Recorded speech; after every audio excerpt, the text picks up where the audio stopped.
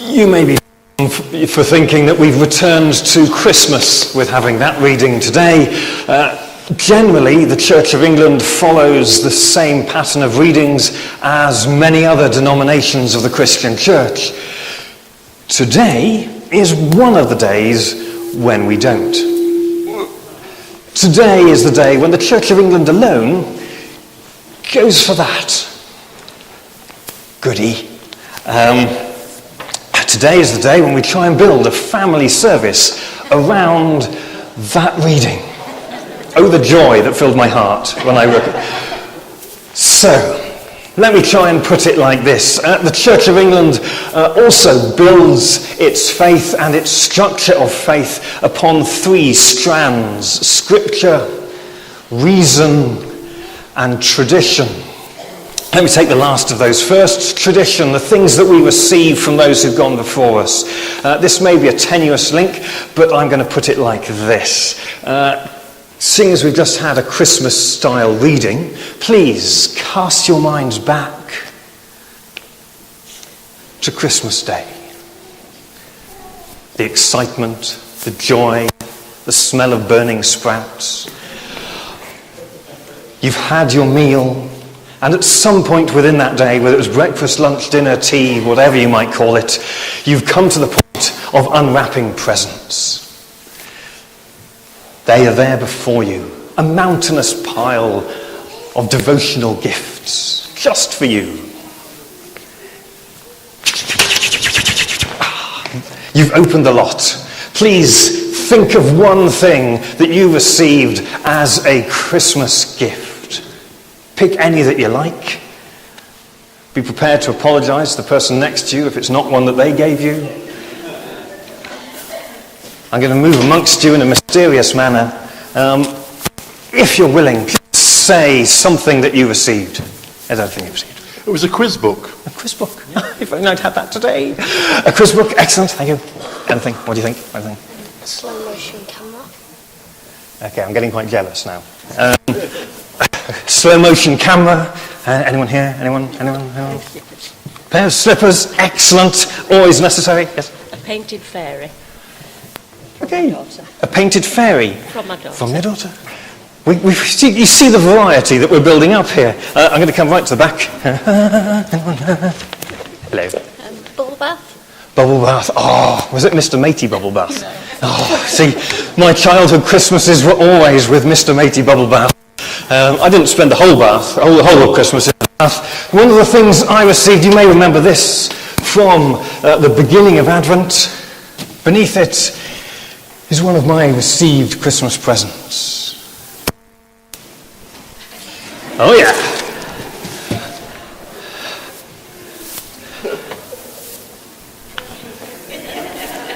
Yeah. Everybody, this is Maximus. He came from TK Maxx. Yes. And at some point he will be making his way into the little clergy office at the end of the corridor, ready to act as an excellent doorstop. But for the moment, sits there.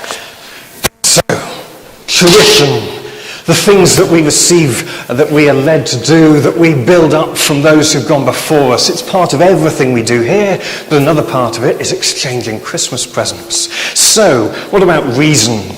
Right, for this I will need a little bit of assistance. Is there anybody, a number of people, however many you like, who would be happy to do a little bit of jogging up and down the building?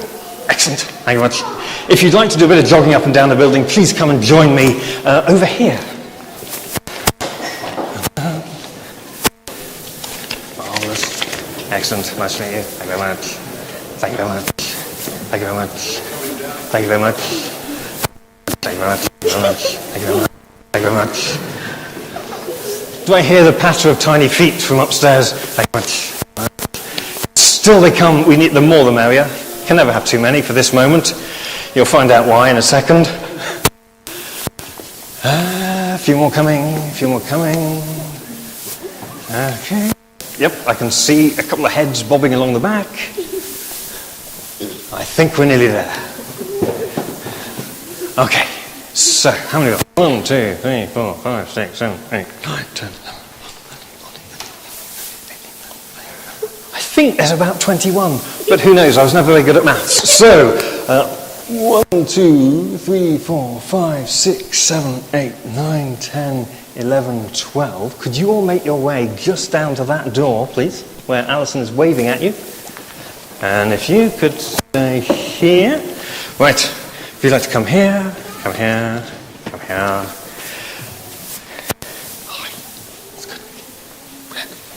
So, I'm about to explain the entirety of the Big Bang Theory. It's not one of my natural expertise, but bear with me. So, could you please, one at a time, not too fast, because otherwise you'll be exhausted, run down there, tag somebody down there. When you're tagged down there, one of you run up here, tag the next person here. You kind of get the idea. It's a bit of a relay. One at a time, you make your way that way. One at a time, you make your way this way. And we just keep on going. But I'll tell you when, okay? There you are. Don't go yet. Stay there. You might be surprised that I've written this bit down. So, I'm led to believe that virtually all cosmologists and theoretical physicists endorse a Big Bang Theory. The details of this are a little bit more... and we go back roughly 13.7 billion years. Brace yourselves, we could be here a while. The very beginning is very, very murky. The closest we feel we can get with any degree of confidence is to within 1 trillionth of a trillionth of a trillionth of a second after the Big Bang. Disappointing, I know, but it's the best we could do. So, one theory within this Big Bang Theory is of a massive expansion. Are you ready? Steady. Go. Doubling the universe in size 100 or more times in a fraction of a second. A trillionth of a trillionth of a trillionth of a something. Huge amounts of dark energy, and I quote here, the mysterious force that scientists think is driving this accelerating expansion. I said some of it was a little, Huge amounts of dark energy were released. This dark energy was converted into ordinary matter over a period of time through the process that is referred to as reheating. Within this ever-expanding universe, which is still expanding even as we sit here and as we speak, there are 4 ruling forces: gravity, electromagnetism, and weak and strong nuclear forces. These were all unified at that moment of the Big Bang, but became separate forces again through the process of reheating. I'm sure you're all with me on this. You're probably way ahead of me. Initial hot, dense plasma cooled to allow protons and neutrons to form. Within 3 minutes of the Big Bang, these began fusing together, forming heavy hydrogen atoms, I think. Here's passport. Thank you. Heavy hydrogen atom. Thank you very much. Thank you very much. Thank you very much. Thank you very much. Thank you very much. If you could give one to everyone else as they come back. Thank you. Okay. We're going to leap forward ever so slightly, about 380,000 years. The period of recombination, really, please don't ask. I read it several times, still didn't quite get it. But anyway, the period of recombination took place and the universe became transparent, having previously been opaque. And, leaping forward a little bit further, 300 million years after the Big Bang, the first stars appear.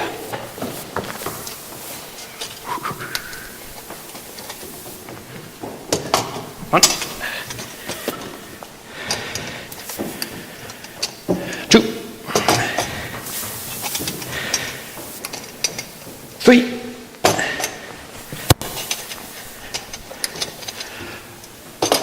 I'm not sure if there were 4, but there is a limit to how many lamps Google can supply.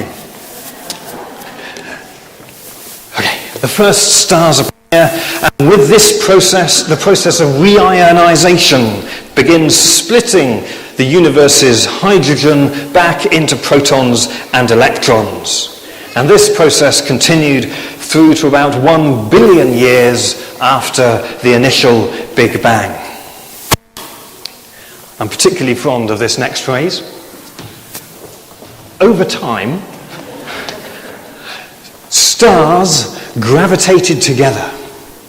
Could I please borrow the entirety of our children running up and down, pretending to be the universe expanding? Could all the children please come to the front? There you go. Could you take that one, please? Thank you very much. Could you take that one, please? Thank you very much. You got the one brown hair. Oh, sorry. Somebody from upstairs. Who's somebody? Yep, thank you. I came from upstairs. Somebody from the back of the building. Back of the building. Hang on. Right. Could you please, light bearers, go first back to wherever you were sitting? Could you please place your hydrogen atoms back in our hydrogen atom bucket and return to where you came from? And in a moment, we'll give you a round of applause. Thank you very much. Thank you very much. I'll explain why you're doing this in a second. Thank you. Thank you. Thank you. Thank you. Thank you. Thank you. Thank you very much. If you'd like to go back to where your family is. All right. Okay. Remember, this is sometime after 300 million years after the Big Bang. The stars, if you could hold up your star, please. There you go. Gravitated together. This led to more large-scale structure forming within the universe. Planets, that's represented by all of you, formed themselves around some of the newly forming stars, including our own sun, and 3.8 billion years ago,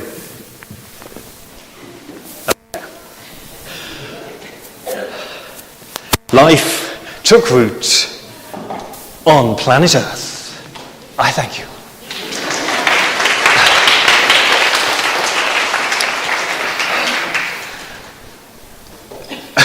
In comparison with the wonder of creation, this planet Earth was only inflated about 3/4 of an hour ago and is already going down. It just goes to show how good the world is round and about us. So, just to go back to the very beginning of that Big Bang, and the fact that we don't know what happened to within 1/trillionth of a trillionth of a trillionth of a second,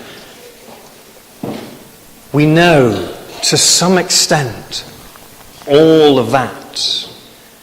The details that I've just presented to you are wildly inaccurate because I don't understand it. But those that do, do. And it is an extraordinary knowledge of what has taken place and continues taking place. But we still don't know why it all started. What made that bang? Tradition, reason, scripture. In the beginning was the Word, and the Word was with God, and the Word was God. And all that you just heard a few moments ago, an extraordinary expansion around what creation is and why it is. Think back to those first chapters of Genesis, those 7 days of creation, so often paired as an argument and a war between faith and reason, between religion and science. They are not in competition at all. They are saying exactly the same thing. The writers of Genesis were saying what they understood the world to be like, just as the scientists and theoretical physicists and more of today are saying what they see the world to be like. Our understanding, our knowledge grows and develops and changes. Theology, essentially getting to know God, used to be described as the queen of the sciences because it was looking at the world, what it is and why it is. The benefit, maybe, of theology is that it's not just saying what is there around us, but why. It's to do with an emotional, an intellectual, and a spiritual sense, as well as a physical and a causal one. Why is all this as it is? How does it relate to itself? How do we relate to each other? All of this that we've just heard is because God willed it to be so and wills it to be so in what we experience and call love. A gracious, generous gift of creation and life, which is exactly what we celebrate in every gift that you buy or make and wrap and give and receive at Christmas.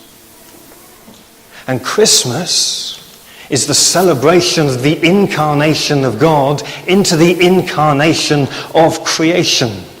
Light, life, grace, truth, the heartbeat of this gift which we share.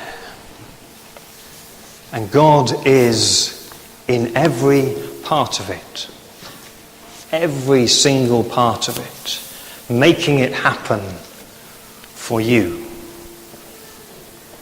That is what this reading is celebrating today. That we use all that we've received from those who've gone before us. We use all that we can think and see and decipher and discern. And we use all that we are given by God's grace in faith to live life to the full. Jesus Christ came to show us how to open our eyes and our heart and to see and to live this extraordinary creation with everything that is ours in body, mind and spirit. That's why this morning I thought it was necessary to take a brief look at the history of time and what it is. It's a gift to you. Could we please have a tired, footsore and weary round of applause for our hydrogen atoms and who are running up and down our church building. Thank you very much. Thank you very much.